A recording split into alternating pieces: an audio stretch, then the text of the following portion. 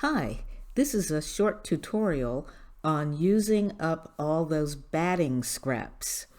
It's part of my commitment to sow my stash, and batting scraps are also part of that.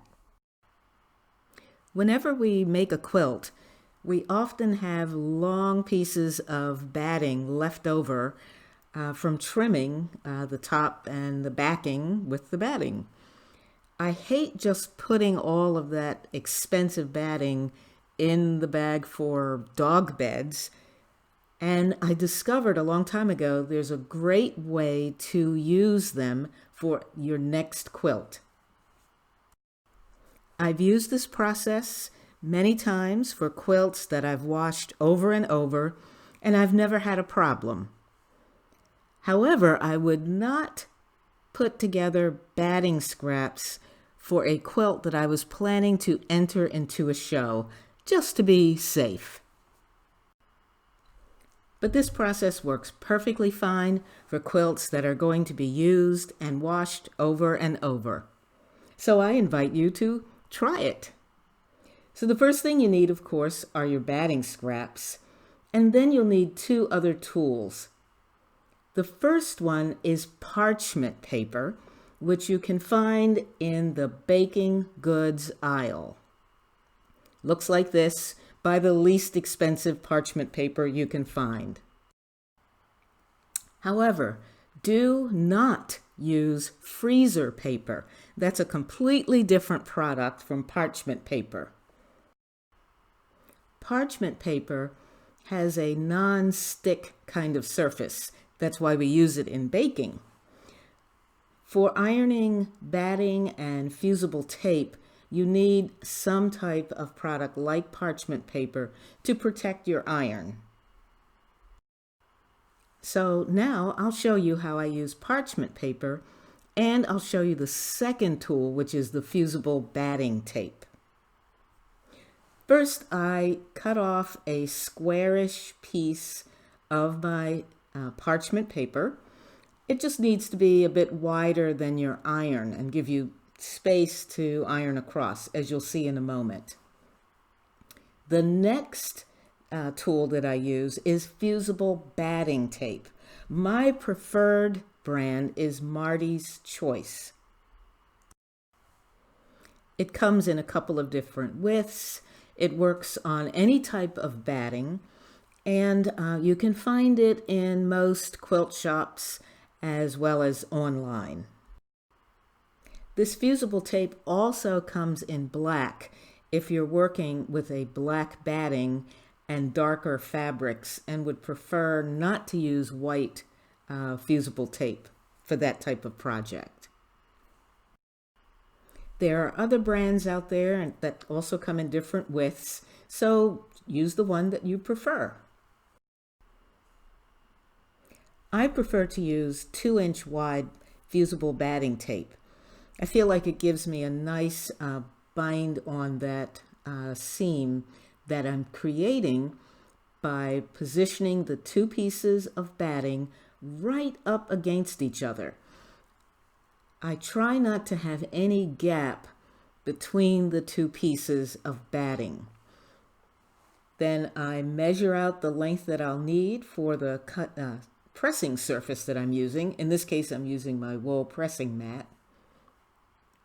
And then I just lay the tape down. I'll put a couple of pins on each end just to hold everything nice and stable. And making sure again that there's no gap between the two pieces of batting. You want them right up against each other. Snug, snug, snug. Then I'll place my parchment paper over top and press gently. You don't have to press hard. Just gently press and try to stay in each area 3 to 4 seconds at most. It doesn't take much heat. Do not use steam. I use a dry iron for this process. So then I'll just lift up the parchment paper, and you'll notice the batting might be a little bit flat where you've ironed it, but I don't worry about that because, again, these are going to be used in quilts that are going to be washed, and that little bit of flatness is going to puff right up once that quilt is washed. So a couple of things. You only need to apply the fusible tape on one side of the batting. There's no need to reinforce on both sides. This tape has some pretty good glue on it. It will retain that seam pressed together, and you don't have to worry about it coming apart. At least that's been my experience. Okay, so now that I see that that first section is nicely pressed down, I'm going to fast forward to show you how I'm going to position the next piece of tape and butt the next section of the batting, the two pieces of batting, up against each other. I do slightly overlap the edges of the tape, just by, a ½ inch, a ¼ inch even. And then I iron again. Remember, this is fast forward, or press. Just putting my iron down for a couple of seconds to get that tape nice and hot and make sure that glue melts nicely. Remember, small gaps between the batting edges will not be noticeable, and I mean an eighth of an inch or less. But I do check as I go along, and if I notice that for some reason the batting has shifted and there's a really noticeable gap, let's say it's a ¼ inch or even a little more, I find that I can actually lift that tape off very gently and reposition the pieces of batting and put a new piece of tape over that area.